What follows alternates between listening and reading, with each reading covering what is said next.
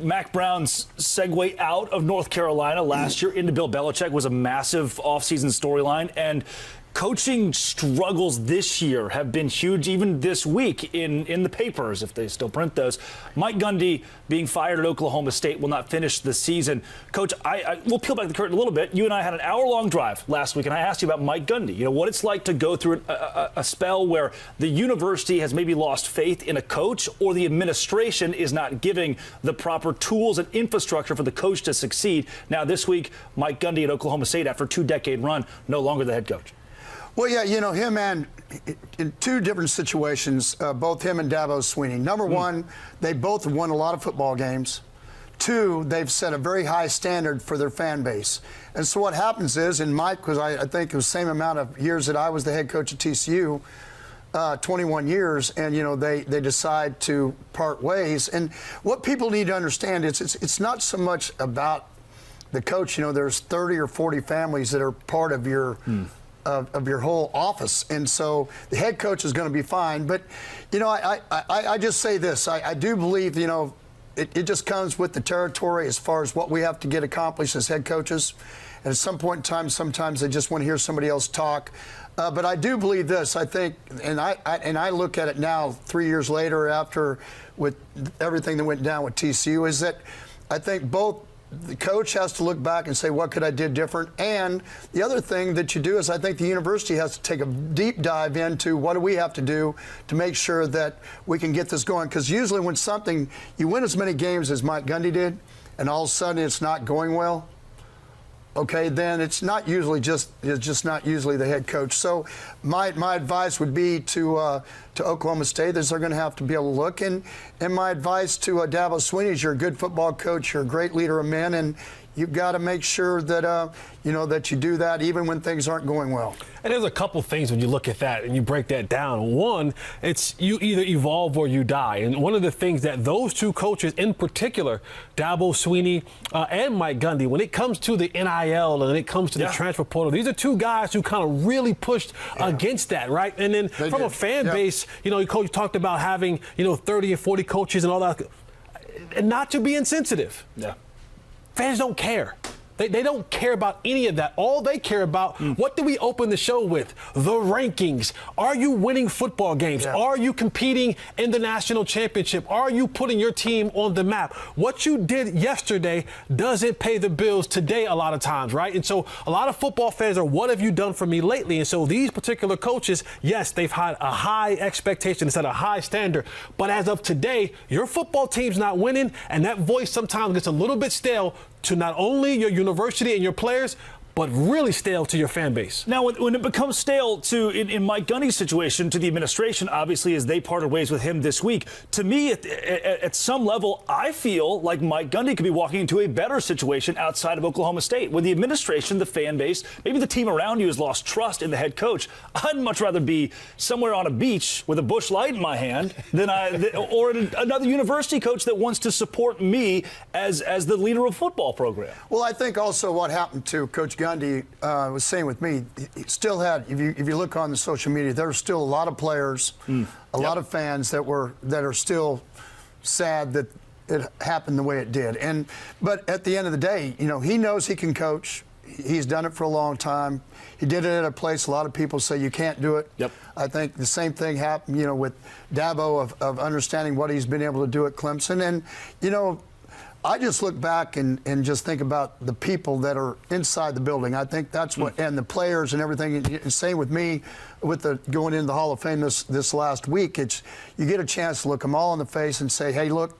Sometimes, again, and I said this just a second ago, you know, sometimes it just gets to where they need to have somebody else talk. I mean, just somebody else has got to be able to pick up the slack and get going. You either die the hero or live long enough to see yourself become the villain.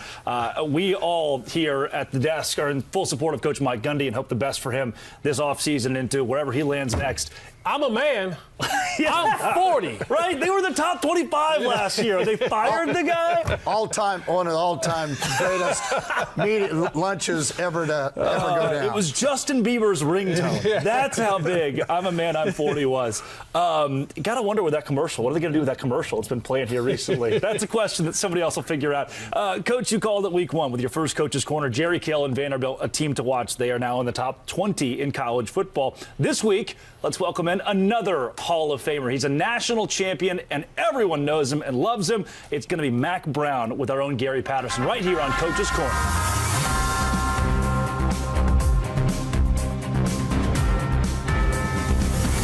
Well, my friend, Coach Brown, thanks so much for being on the show.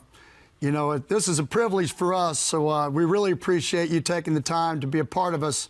I know you and I had some conversations, and one of the things we wanted to talk in Coach's Corner was about handling players. And you and I heard you talk earlier in the week, last week, about some comments on Arch, and you did tell me a story also, and I'd like you to start out with it, a little bit about having the same situation with Vince Young back when you coached him there at Texas. So could you tell us a little bit about that? Yes, Gary. Number one, thanks for having me on. I love and appreciate you, and congratulations on going into the TCU Hall of Fame. Very, very deserving, and thank you. You'll be in all the other Hall of Fames before you get through. And all those athletic directors that have openings should be calling you instead of me talking to you right now. So try to get you back on the sideline where you need to. We always, and Gary and I coached a lot alike, but we always wanted our coaches to treat the players like they would want their sons or daughters to be treated. That makes sense. We always sell family. We sell togetherness. So treat them like you want your sons and daughters to be treated. You're going to be hard on them. You're going to be disciplined with them, but you're going to love them and care about them. And when they're down, you got to pick them up. So Vince was a young quarterback for us. He was playing Oklahoma. We fumbled inside the 10 twice. They had a great team with a great defense, had Adrian Peterson. We get beat 12-0. It's one of the few times Texas hadn't scored in a game.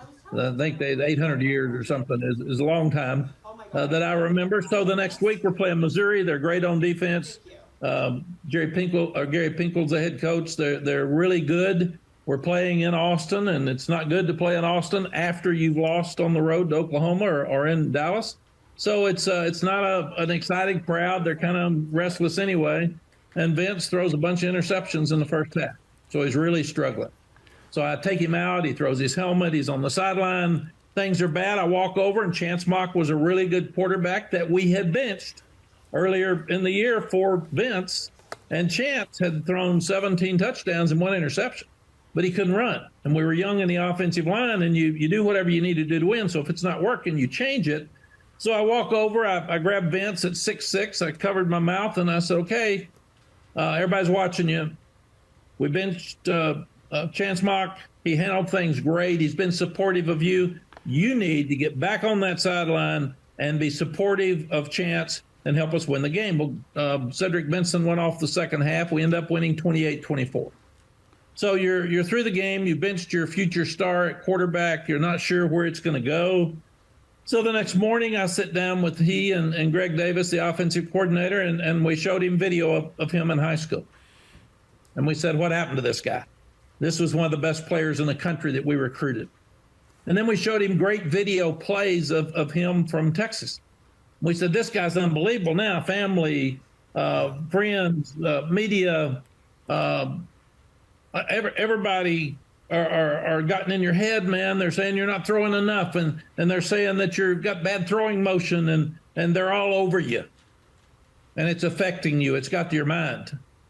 We need the guy back that we recruited. And the only stat that a quarterback is remembered for is wins and losses.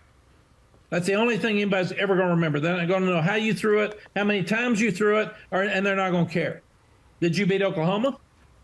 Did you beat Arkansas? Did you beat TCU? Did you beat Texas Tech? What's your record, man? That's the only thing they're going to think about. So we're playing Texas Tech the next week. Mike Leach is the coach. They've just beaten Nebraska 70-10. They're number 10 in the country. We're going to Lubbock after they've had a week off, and they don't like Texas very much out there. And I told Vince, we're going to let you practice this week. We're going to let you play, but if you don't play better, I've got to bench you. I've got to put Chance in. I can't let you continue to play. You got to play better. Yeah. So he didn't have a great week's practice, Gary, and we're on the field, and Greg Davis and I are watching him in pregame, and he bounced a couple of balls, and we're just saying, man, I don't know.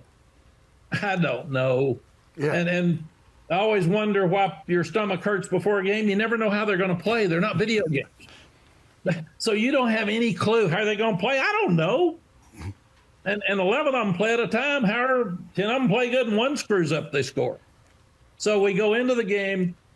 Vince is 11 for 15 passing, 250 yards. He rushed for 250 yards. We win 52-17, and he never lost another game. So you got to pick them up. You got to make them feel good. College quarterbacks right now have so much pressure on them. And we talk about college football 365 days a year, and they only play 12 to 16 games. So they hear it every day. He's a first-round draft choice.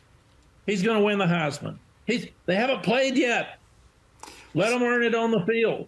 And that's what Arch is doing. He had a great game against Sam Houston last weekend. It's Sam Houston, but that was the team that was out there.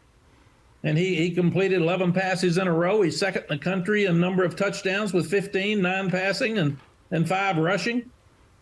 He made some really hard throws that are impressive that will help him. Yeah. But the Texas fans, I'm so proud of them. 100 plus showed up. They were all positive. They were all into it. They didn't come to see Sam Houston. They came to see Texas. They came to pick up Arch, and now Texas has won 17 out of the last 18 games at home. And we got to pick these guys up. We're putting with NIL's added pressure. These are not pro football players. We say they are because we're paying them, but they're still 20-year-olds. They're still 18-year-olds. Would you say, Coach, because you know his granddad, Archie, and then also know his uncles and his dad and everyone. It's that also added a little bit of pressure to the whole situation too, because he wants to be able to make them proud and do all of it. And I thought what you said, and when I listened to it, and what you just said right now was perfect. Just hey, let him slowly move in. I know it's Texas and they want to win a national title, but the only way they're going to do that is if they have great quarterback play. So how do you find a way to do that? So. Yeah, it is what it is. I always said that it's not pressure at Texas, it's pride.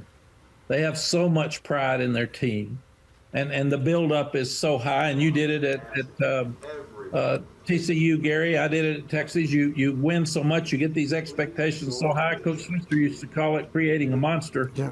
And he said you can't keep that monster fed, man. Well, It's going out the back end faster than you can feed it in the front end, and I think that really happens at a lot of these jobs. Well, we agree. And, Coach, as always, it's time. We could talk to you for an hour, but we sure appreciate you coming on the show and talking about both Vince and Arch. And we wish you the best. And thank you, my friend, for your friendship and all the things you did for me.